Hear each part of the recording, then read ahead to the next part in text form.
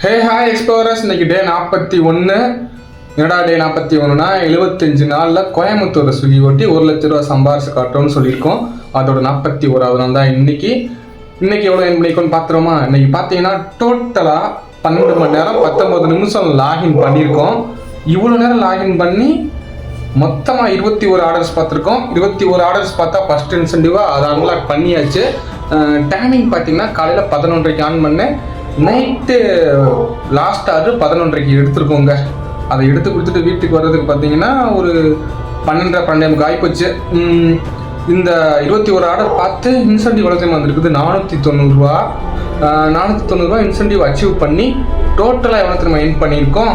1770 ரூபா ஏர்ன் பண்ணியிருக்கோம். இந்த 1770 ரூபாவில் பெட்ரோல் செலவை மைனஸ் பண்ணால் தான் ஒரிஜினல் ஏர்னிங்ஸ் கிடைக்கும். பெட்ரோல் செலவு பார்த்தீங்கன்னா 500 ரூபா. அதை மைனஸ் பண்ணிட்டோன்னா 1270 ரூபா தான் டே 41ல் நம்ம ஏர்ன் பண்ண ஏர்னிங்ஸுங்க.